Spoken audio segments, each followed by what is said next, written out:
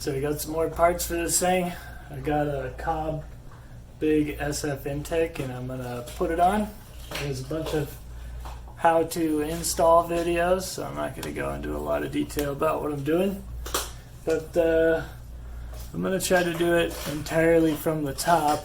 A lot of people go up through the bottom to take some stuff apart, but I'm gonna try not to do that and see how it goes. So this is what it came with here. We got this. This is the intake pipe. I will not be covering this in gold tape because I don't feel like it, and it looks nice. You got your cone filter here. Big old bag of hardware, some clamps, it's like an elbow, some stuff. It's like a little extension harness. Looks pretty well made because the MAF sensor has to go down further on it now. And then it's a little lid for the air box, and then sort of a piece of bent wrinkle coated sheet metal for the top of that. So I'm gonna go ahead and get started. I didn't see instructions in here anywhere. I kind of thought I would, but nope, maybe not. Let's see what's in here though. Tells you where to find them, that's good. And then some Cobb stickers. I think you can just put these on and get the 15 horsepower. You don't even need to install the intake. So the first thing it tells you to do is to remove the MAF sensor and then install it in the tube it goes in. That's some pretty solid advice, just because you don't want this thing just out sitting around getting covered in dirt and junk. So I'm going to do that. So here's the MAF sensor out of it. Looks like it's got a couple of resistors in there. Not sure if this is a hot film or a hot wire or exactly how this one works, but pretty interesting little guy there. Looks expensive. I'll try not to break it. Okay, so then we got to pull this junk off, and of course it's got pop clips, but now I got these, so should go a lot better than my last pop clip endeavor.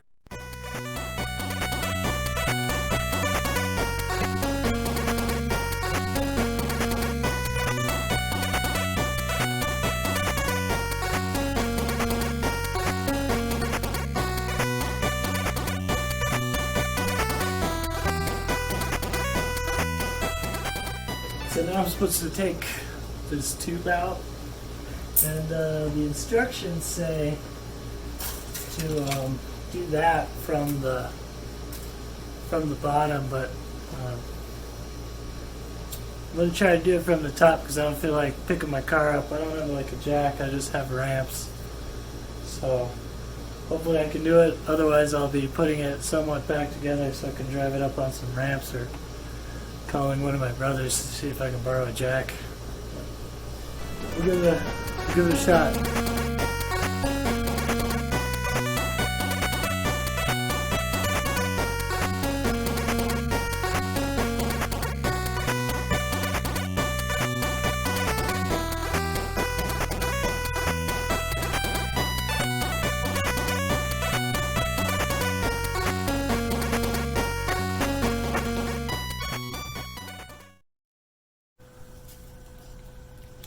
Here's a quick pro tip. When you're putting on like boost pipes or intake pipes or anywhere, you know, radiator hoses and junk like that, anything that uses these little worm gear clamps, before you put it on, think about where you want the clamp so you don't have to like take it back off and put it back on, and then you'll save yourself a little bit of hassle. So I do that. But sometimes you'll end up figuring out that your first idea wasn't the best idea you had. So, you know, shocker on that. But at least try.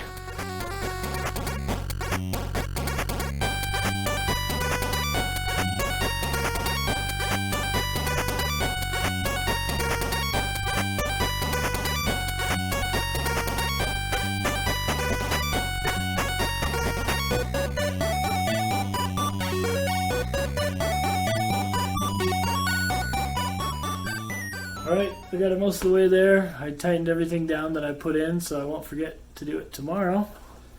Got my little thing stuffed in here, but today's the 4th of July, so I'm going to go buy some fireworks and light them off for my 2-year-old. I think he'll enjoy that, so pick up where I left off tomorrow.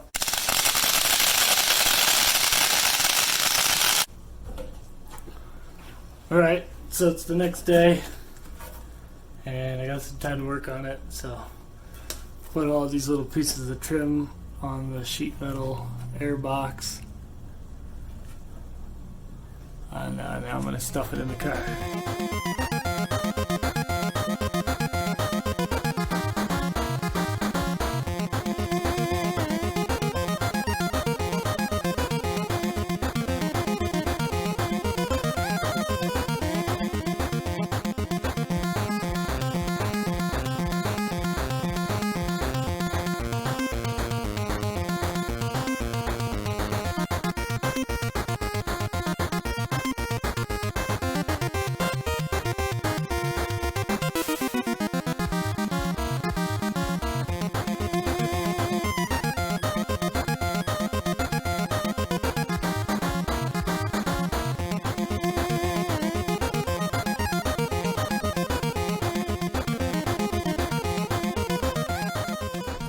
So I got it installed here, and I'm going to flash the car and then I'm going to take it for a drive. Something you should always do is kind of just look around under your head, you know, when you're done, because believe it or not, it's pretty easy to forget tools in there, so you don't want to lose your tools or have them get stuck places they shouldn't be. So I always just look, but I don't see anything in here, so I think we're good to go. We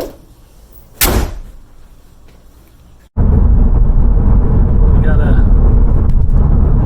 kind of have a funny camera angle this time because I broke my camera mount, which is actually a mount for my phone because I pretty much do it all on my phone. So I've wedged the phone in the seat headrest here on this passenger side.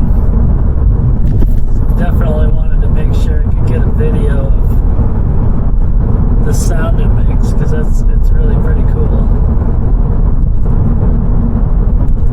It's sort of reminiscent of some big turbo stuff that I've had in the past. You can tell that it's a relatively small turbo. It's not very big on this thing. I think it's about like a GT28 or something like that size-ish. But you can really hear it spooling. You know, who doesn't like that?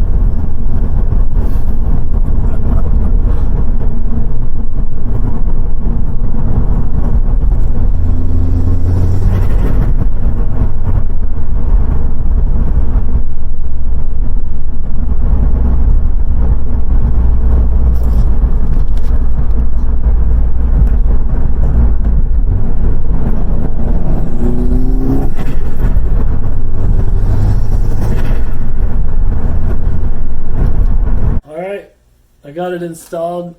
Car ran good with it. I like the sound. I'm pretty happy with it.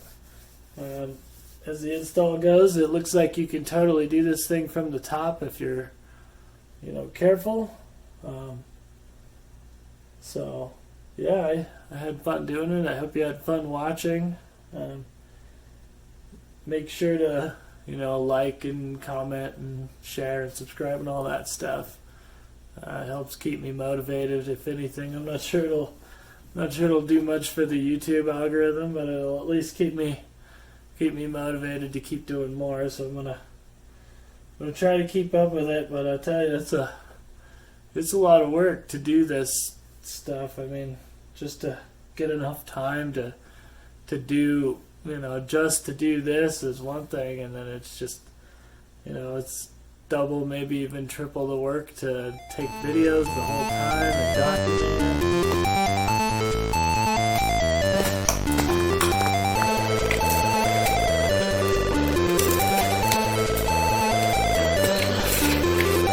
Did you cut a bone, Snooper? Snooper, are you a good dog? Huh? Yeah.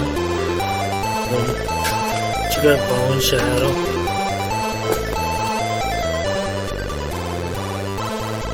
Edit, post, and all that stuff. So I guess if you're still watching this far into the video, thanks for that, and I'll keep trying to make some good videos.